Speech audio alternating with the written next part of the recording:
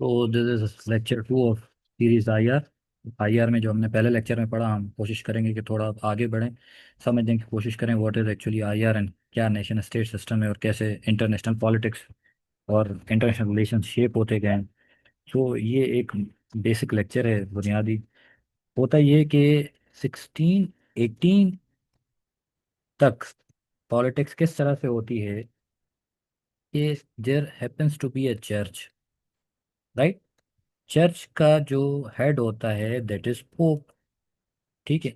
अब पोप कहता है कि देर आर पीपल जो कि इस पोप के सब्जेक्ट होते हैं, राइट। तो पोप, चर्च, ये गॉड के नाम पे सब्जेक्ट को डिक्टेट करते हैं, रूल करते हैं। ठीक है। तो क्रिश्चियनिटी के अंदर ये होता है कि people are the subject and pope use to be, जैसे कि उसका नुमाइंदा, गॉड का नुमाइंदा बन के चर्च के थ्रू इनको पीपल को डिक्टेट करता है, राइट। फिर होता ही, अब जब तक एक पोप है तो that is fine, but sudden ये होता है कि एक और पोप जो है वो आ जाता है, तो पोप बिकम्स टू। अब जब दो पोप बन जाएंगे तो ऑब्वियस कोई ना कोई स्प्लिट आएगा। सो ये एक पेपल स्किज्म, डिवाइड आ जाता है, दो पोप्स के बीच में डिवाइड आ जाता है। अब जब पोप जो पहले मसले हल करते थे अब आपस में ही डिवाइड आ जाता है, तो ऑब्वियस अब इनका मसला हल कौन करेगा। तो ये दो पोप्स अराइज हो जाते हैं और एक पेपल, मीन पेपल का मतलब रिलेटेड टू पोप, स्किज्म मतलब डिवाइड आ जाता है। तो जब डिवाइड आ जाता है पोप्स के बीच में, तो फिर दो टाइप के लोग हो जाते हैं। जो पहले थे क्रिश्चियन थियोक्रेटिक पॉलिटी, जो रोमन सेंट्रिक या रोमन कैथोलिक्स कहलाते थे, जो इस चर्च की अथॉरिटी में बिलीव करते थे।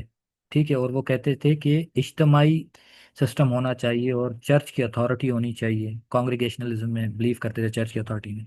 लेकिन जब सेकंड पोप आ जाता है तो वो एक प्रोटेस्टेंट आइडिया लेके आ जाता है, प्रशियन सेंट्रिक लेके, कि भाई चर्च से रेवोल्यूशन लाना है, इंडिविजुअलिज्म होना चाहिए, हर बंदे को इख्तियार होना चाहिए, ना कि चर्च के पास अथॉरिटी हो। तो ये दो एक ग्रुप्स डिवाइड हो जाते हैं। एक ये होते हैं कि जो सुप्रा क्रिश्चियन थियोक्रेटिक पॉलिटी इस तरीके की चाहते हैं, जो थियोक्रेटिक बेस्ड हो, क्रिश्चियनिटी को ज़्यादा अथॉरिटी दे, चर्च को ज़्यादा अथॉरिटी दे, इस टाइप। जो दूसरे होते हैं वो जो स्प्लिट मांगते हैं, दोज वर द इंडिपेंडेंट, वो कहते थे इंडिपेंडेंट और सेकुलर टेरिटोरियल पॉलिटीज होनी चाहिए। फिर इनके बीच में एक डिवाइड आ जाता है और एक जंग लगती है 1618 में, that is called 30 years of war. अब जंग जब लगती है तो ऑब्वियस जंग का कुछ हल भी निकालना होता है। तो 1648 में इनके बीच में एक ट्रीटी की जाती है जिसे पीस ट्रीटी ऑफ वेस्टफालिया कहा जाता है, कि इस मसले का हल निकालना है। सो एक बड़ी कॉमन सेंस की बात है कि जो चर्च या जो पोप पहले मसले हल करता था, उसका मसला कोई और काउंसिल हल कर रही है, तो that means there is authority जो कि चर्च से भी बड़ी है। तो जिन्होंने ये पीस ट्रीटी ऑफ वेस्टफेलिया लाए, वो काउंसिल का नाम था काउंसिल ऑफ कॉन्स्टेंस। कॉन्स्टेंस एक जगह का नाम है। सो इसका मतलब है कि इस काउंसिल को ज़्यादा इख्तियार है, इवन जो पोप्स हैं वो भी इनके अंडर आ गए। तो एक ये जब ख्याल आया कि peace treaty of Westphalia council of Constance लाया, दैट मीन्स दैट अब पोप से भी बड़ी कोई अथॉरिटी आ गई है जिसने 30 ईयर्स ऑफ वॉर को, इस पेपल स्किज्म को रिजॉल्व किया। तो पीस ट्रीटी ऑफ वेस्टफेलिया एक नेशन स्टेट सिस्टम लेके आई, जिन्होंने इन चर्च वगैरह से जान छुड़वाई। इन्होंने एक प्रिंसिपल दिया कि हर एक सेपरेट टेरिटरी होनी चाहिए हर नेशन के लिए, एक सेपरेट टेरिटरी हो हर नेशन के लिए, जिसके अंदर जो इंडिपेंडेंट एंड इक्वल सिटीजन्स लोग रहते हैं, citizen would be independent equal, और ये इंडिपेंडेंट फ्रॉम अदर्स हों, मतलब इस मुल्क से इंडिपेंडेंट है। और इनकी सॉवरन गवर्नमेंट होनी चाहिए, इनकी अपनी सॉवरन गवर्नमेंट होगी, इनकी अपनी सॉवरन गवर्नमेंट होगी। सॉवरन मतलब कि उनको अपना इस मुल्क के अंदर इख्तियार होगा और कोई भी इसमें इंटरफेरेंस नहीं करेगा। हर स्टेट अपनी सॉवरन गवर्नमेंट होगी और हर सॉवरेन दूसरी को रिकॉग्नाइज करेगा। मीन्स अगर ये कंट्री ए नेशन स्टेट बनी हुई है, ये दूसरी बनी हुई है, तो both would respect and recognise each other, right. So अगर ये हम देखें तो पॉलिटिक्स के लेक्चर में भी सी के स्टेट के जो एलिमेंट्स होते हैं, वो territory, people, recognition, constitution, sovereignty, तो ये सारी चीज़ें वही हैं जो एक nation state peace treaty of Westphalia से इन्होंने ड्राइव की हैं, जो आज तक चली आ रही हैं। फिर स्टेट और नेशन के बीच में अगर डिफरेंस की बात की जाए तो state is called a political system, जो हमने पॉलिटिक्स के लेक्चर में पेस्टल सीरीज में पढ़ा था कि स्टेट इन बेसिस के ऊपर स्टेट कहलाती है कि उसकी टेरिटोरियल इंटेग्रिटी होती है, equality and freedom, political independence from other state, sovereign government होती है, और दूसरे लोग उसे रिकॉग्नाइज भी करते हैं और उसकी सॉवरेंटी को रिस्पेक्ट भी करते हैं और एक दूसरे के मामले में दखल अंदाजी नहीं करते। तो ये स्टेट के प्रिंसिपल जो हमें पीस ट्रीटी ऑफ वेस्टफेलिया से ड्राइव की, और वही स्टेट को एक पॉलिटिकल सिस्टम बनाते हैं।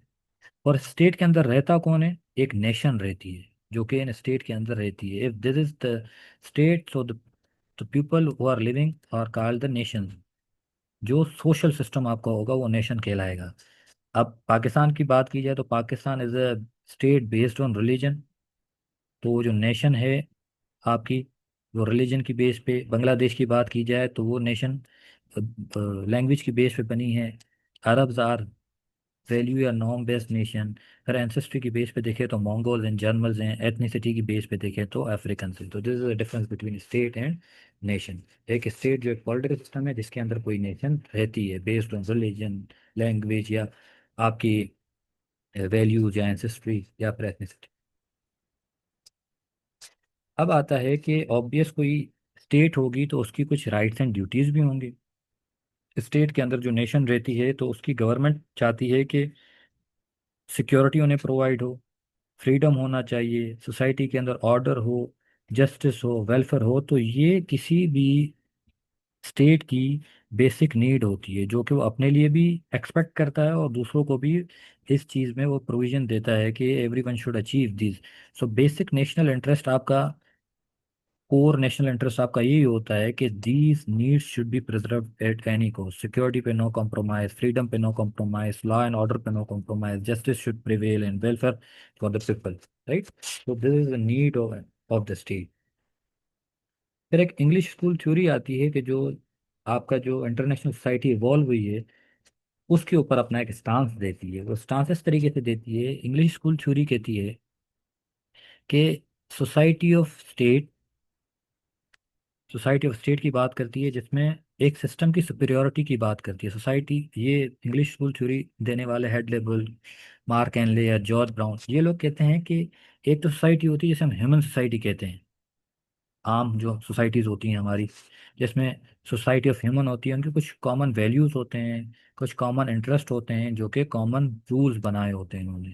सो इसी तरीके से वो कहते हैं कि इंटरनेशनल सोसाइटी भी होती है जिसमें सोसाइ ह्यूमंस की जगह पे सोसाइटी होती है। मतलब this is an international society जहाँ पे डिफरेंट स्टेट्स हैं।